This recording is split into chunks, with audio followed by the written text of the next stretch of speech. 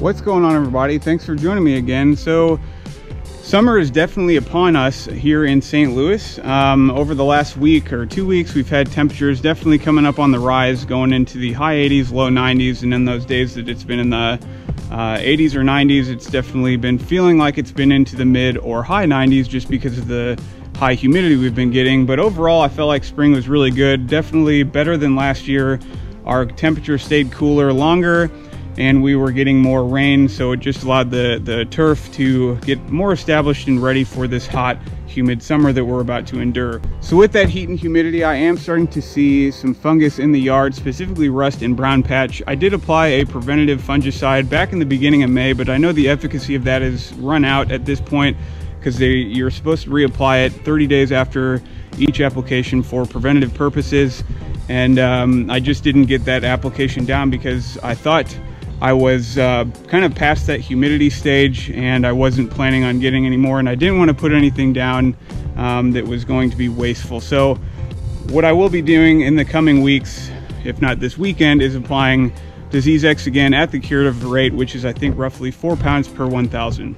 So this is the area that I was talking about that I'm kind of dealing with some fungus, specifically brown patch. I've noticed it more in here, but I know it is kind of scattered throughout the lawn a little bit as well. So I just need to get my curative rate down of the Scotch Disease X. And then I'm also dealing with some fungus along here. Again, I don't know if you'll be able to see it on camera, but there is some fungus along here. That brown spot is not from fungus. That's actually from where I tried to torch a weed and was unsuccessful.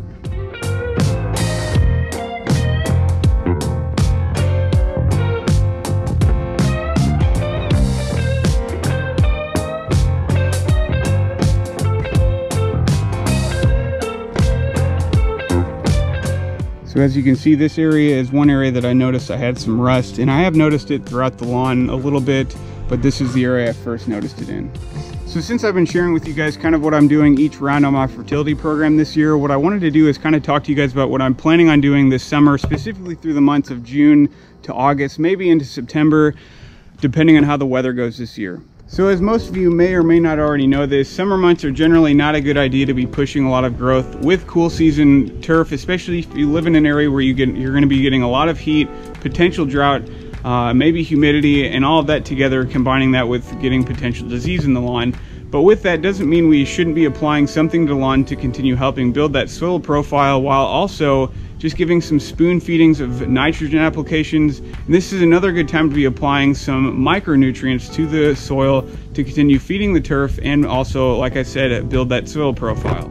So with that being said, starting in June and going all the way to August, potentially September, depending on how the weather goes, I'm going to be applying Aerate, Humic 12, and RGS at 3 ounces per 1,000 every 4 weeks. And you don't necessarily have to use the next products. You can also get granular humic acid, which would be a really good thing to add to your spoon feeding of fertilizer every 4 weeks. So in addition to the next biostimulants, what I'm going to be putting down is 002 microgreen at 16 ounces per 1,000, and I'm also doing a 700 green effect at 8 ounces per 1,000, again, every 4 weeks with my biostimulants. So if you remember earlier in the year when I did a soil test in my front and backyard, it showed that my micronutrients were low in both of these areas, so these applications of microgreen will help these low levels. And as you can see, the microgreen has a lot of micronutrients present in it to help with these levels. So the green effect application each month is where I'm going to be getting my low dose of nitrogen, and in addition to that, what I'm going to be getting from this product is a good amount of iron to give me a good color pop. The microgreen also has iron in it, but the percentage is a little lower. But either way, both iron sources are going to give me a good color response.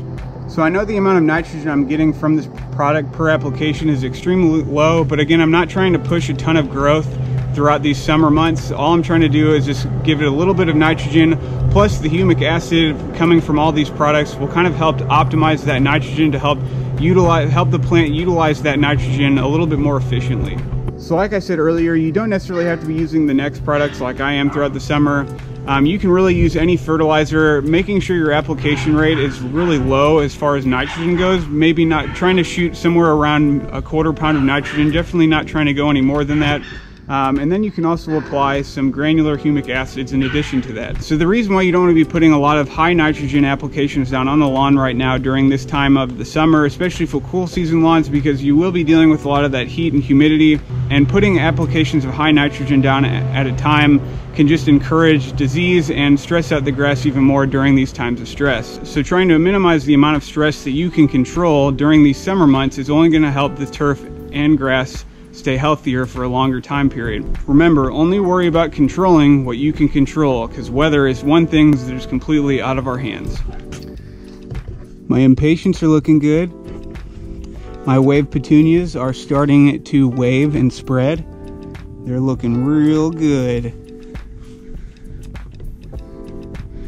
And these flowers around Mary are looking real good too. So one thing I wanted to make note of, if your lawn has experienced a lot of maybe heat stress or drought stress and you're not able to irrigate your lawn regularly, you definitely just want to take down and eliminate the nitrogen applications, because the lawn will start to go dormant, and it's not a good idea to be feeding the lawn with nitrogen when it is dormant. So one thing to keep in mind is summertime can be a very stressful time for a cool season lawn, especially in the area of the transition zone that I live in. Cool season lawns can start to look really bad, especially if you don't have an irrigation system, or you have no way of manually watering them. They'll start to go dormant, they'll look terrible, and a lot of people can start freaking out and stressing about it. But just remember, lawn care is a stress-free zone, and it's just grass, and it's going to come back in the fall. You just wait and see. These flowers are super pretty. I don't know what kind they are. They get to this, like, they're this big white. They almost remind me of hibiscus flowers, but I don't think they are, because they grow from bulbs in the ground. You guys will have to tell me what kind of flowers they are when they bloom, but there's going to be a boatload of these flowers all over the place. So that's all I have for you guys today. I hope this was helpful to you in some form or fashion. Don't forget to leave me any questions or comments below. Give me a thumbs up if you like my content. Don't forget to subscribe to my channel and hit that notification bell and all that social media fun stuff. Share it, like, whatever you want to do. And as always, guys, I'm Ben the Lawn Guardian, and I'll see you in the next video. Something else has been going on. This maple has been struggling. That's for a different video. But we've lost a lot of limbs off this guy. Take a look at how pathetic it looks.